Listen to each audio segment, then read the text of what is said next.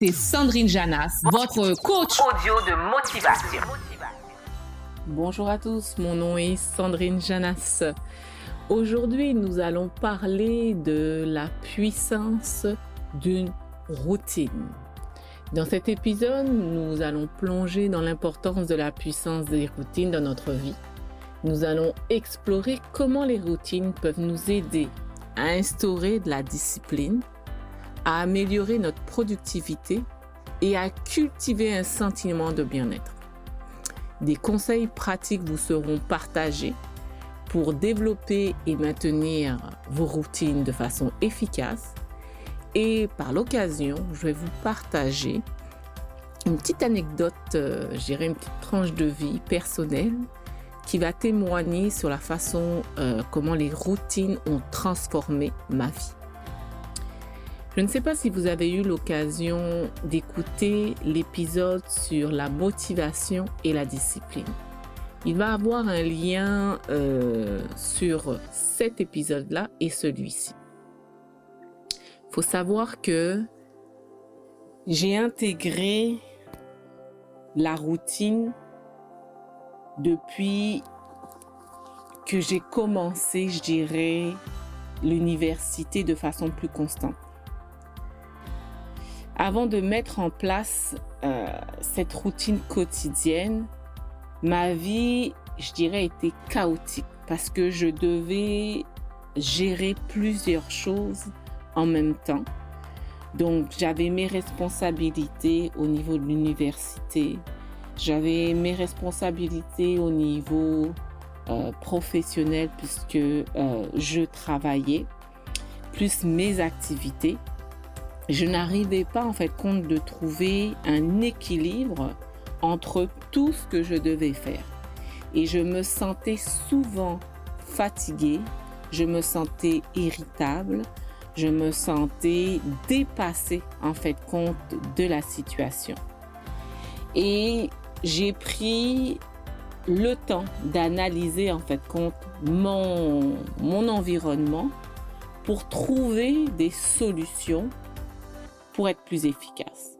Donc, mon premier but, c'est que j'ai intégré la routine pour être plus efficace et aussi pour avoir un meilleur équilibre de ma vie. C'était les deux éléments qui m'ont amené à intégrer des routines.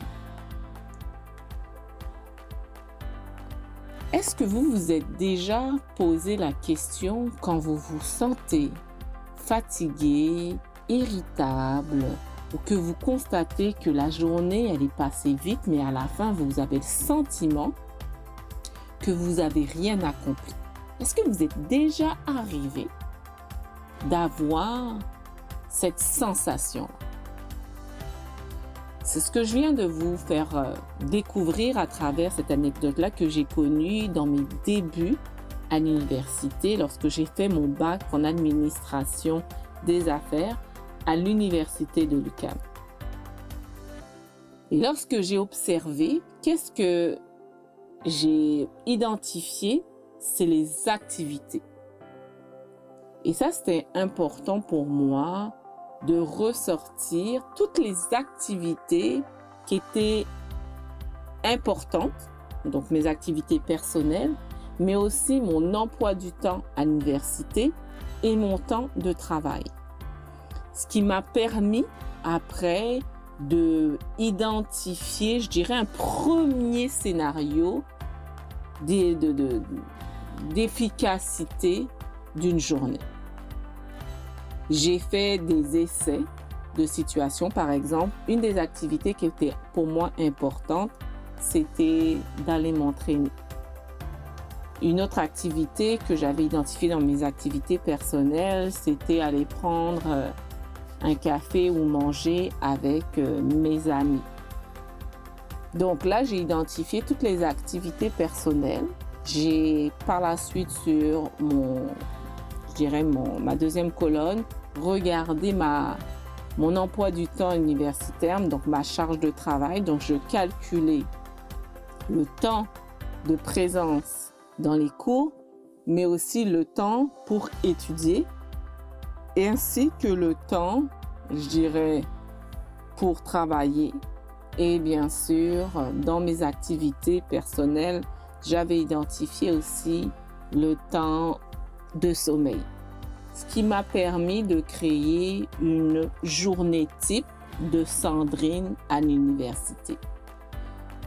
Premier essai, j'avais identifié d'aller faire le sport le matin. Donc, ce qui m'a demandé de dormir plus tôt, de préparer toutes mes choses la veille pour gagner du temps le matin. C'était un des premiers comportements que j'ai identifiés. Je l'ai fait, je vous dirais, au début pendant 2-3 semaines. Et après, des fois, je alternais, je m'entraînais le soir. Ce qui m'a permis de voir, en fait, compte, je suis plus productif le matin ou le soir. Donc, à travers ces changements de routine, j'ai pu identifier la routine ou le moment où j'étais le plus efficace. C'est un des éléments que j'encourage lorsque quelqu'un me demande comment je fais pour créer une routine. Donc, premièrement, c'est d'identifier les activités, donc activités personnelles, activités professionnelles, de regarder selon les éléments qui peuvent être modifiables et celles qui ne peuvent pas être modifiables. Donc, mon emploi du temps à l'université, je ne pouvais pas trop le modifier, mais mon temps de révision, mon temps de m'entraîner, c'était des activités où j'avais plus de flexibilité. Par la suite, je faisais des essais-erreurs. Et dans cette routine-là, c'est qu'il fallait tester pour voir où je me sentais plus productif, où mon bien-être était présent. Ça, c'est un des éléments que je recommande beaucoup lorsqu'on parle de créer une routine. Ce qu'il faut savoir, c'est que c'était au début de mes années universitaires. Mais au fil des ans, d'autres activités se sont intégrées. Donc, lorsqu'on parle d'une routine, c'est pas simplement quelque chose qui reste fixe, un cadran, puis qu'on continue. J'ai ajouté d'autres activités comme des activités plus spirituelles aussi qui étaient importantes. Donc, des nouvelles activités qui me permettaient de garder cet équilibre-là que je vous parlais tantôt, donc mon équilibre de bien-être et de ma productivité. J'ai commencé à travailler, donc c'était plus la même réalité entre mon emploi du temps universitaire et travailler simplement dans une organisation. Je n'avais plus l'aspect universitaire, mais j'avais un besoin quand même de rester à jour dans mes connaissances. Donc, l'activité d'apprentissage, de lecture était ajoutée dans ma colonne d'activités personnelles. Donc, quand j'amène les gens à créer une habitude, je leur dis, prenez le temps de revoir vos activités selon votre besoin et vos intérêts, que ce soit au niveau de votre productivité et de votre bien-être, pour avoir cet équilibre-là. Donc ça, c'est une façon de faire pour s'assurer que votre routine reflète bien les paramètres de votre vie. Si demain matin, vous rencontrez quelqu'un, moi, ma première routine que j'ai intégrée à l'université, j'étais célibataire. Lorsque je me suis mis en couple, ça a changé parce qu'il y a d'autres activités. Donc, vous voyez, dès qu'il y a des nouveaux paramètres dans votre vie, vous allez ajuster vos activités et votre routine. Une routine, pour qu'elle soit efficace, il faut qu'elle soit constante dans le temps et que ça devienne un automatisme. Ça veut dire que vous ne réfléchissez plus, ça fait partie, c'est incarné dans votre quotidien. C'est la base de la puissance de la routine, c'est dans le temps et de l'ajuster selon les paramètres de votre vie. Donc, voici les petites astuces que je voulais vous partager sur la puissance de la routine.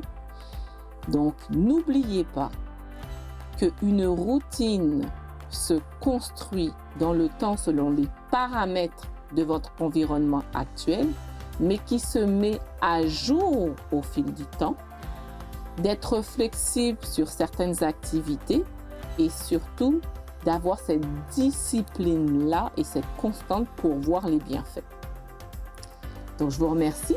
C'était Sandrine Janas, votre coach de motivation.